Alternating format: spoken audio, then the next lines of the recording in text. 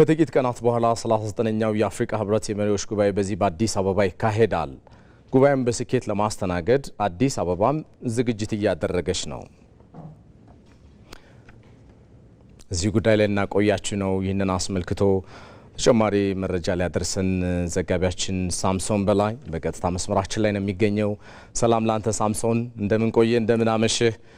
እንግዲህ የዘንድሮውን 39ኛው የአፍሪካ ህብረት የመሪዎች ጉባኤ አዲስ አበባ የምታካሂደው በእርግጥም የዓለምን ትኩረት የሳቡ ግዙፍ የልማት ፕሮጀክቶች በሁሉም አቅጣጫዎች እውን በሆኑበት ማግስት ነው ይባል ማጋነን አይሆንም። ዝግጅቷን እንደምን አገኘኸው? የተዘዋወርክባቸው አካባቢዎች ካሉ ማለቴ ነው።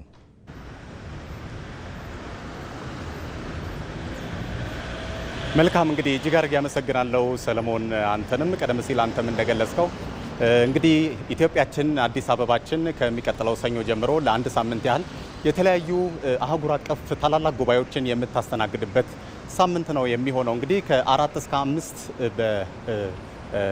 የሚታወቀው 48ኛውን የስራ አስፈጻሚ የአፍሪካ ህብረት የስራ አስፈጻሚ ስብሰባ ይደረጋል። እንደዚሁም በ6 ደግሞ የአፍሪካ ጣሊያን ጉባኤ በዚሁ በአዲስ አበባ ይደረጋል። በ7 እና በ8 እንደተለመደው እንግዲህ ዓመታዊው የአፍሪካ ህብረት ጉባኤ ይከናወናል ማለት ነው እና ከዚሁ ጋር በተገናኘ ከተማችን አዲስ አበባ ለዚህ ዝግጅት ምን አይነት ነገሮችን አድርጋለች የሚለውን አስመልክቶ ለመቃኘት በተለያዩ የአዲስ አበባ አካባቢዎች ላይ ቀደም ብዬ እንግዲህ ለመዟዟር ሞክሬያለሁ።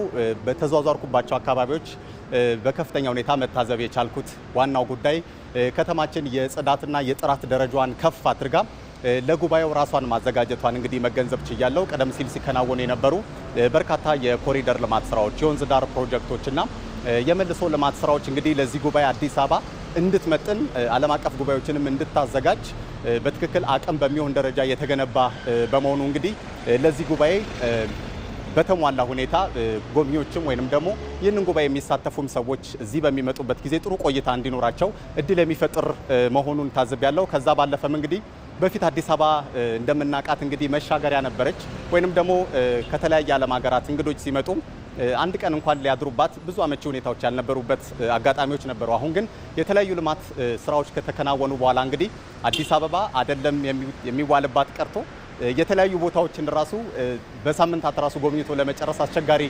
የሆነበት ሁኔታ አለ። በጣም ሰፊ የመዝናኛ ቦታዎች፣ የሚጎበኙ ቦታዎች፣ የቱሪዝም መዳረሻዎች በሰፊ የተገነባበት ሁኔታ ነው ያለው።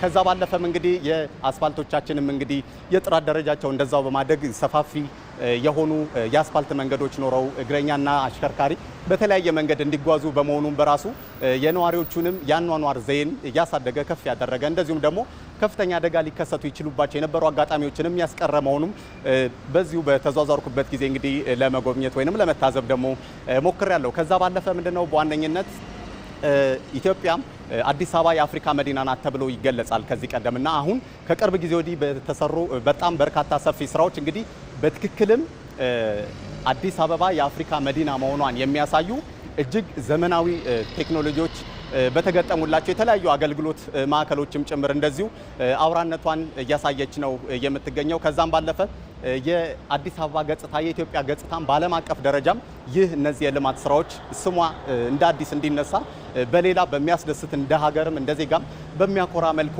እንዲገለጽ እንግዲህ እድል የፈጠረ መሆኑን ታዝቤያለሁ። በአጠቃላይ በስብሰባዎቹ በሚከናወኑባቸው ጊዜያቶች በሙሉ ተሰብሳቢዎቹ ምቾት ባለው ሁኔታ በተደላደለ መልኩና የመቆየት ፍላጎታቸውም በትክክል በክብር በተጠበቀ ሁኔታ ቆይታ እንዲያደርጉ የሚያስችል እድሎች አሉ። ሆቴሎች ዝግጅቶቻቸውን በሚገባ አጠናቋሉ። ከዛ ባለፈም የጸጥታ ሁኔታም እንግዲህ በተቀናጀ መንገድ በውጭ ጉዳይ ሚኒስቴር የሚመራ ማለት ነው በተቀናጀ ሁኔታ ጸጥታም እንደ ወትሮ ሁሉ አሁንም በተሻለ ሁኔታ ተጠብቆ ተሰብሳቢዎቹ መጥተው በጥሩ ሁኔታ ጉባኤው ተከናውኖ እንዲጠናቀቅ እንዲቀድመ ዝግጅቷን አጠናቃ አዲስ አበባ እባካችሁ ኑ እያለች ትገኛለች።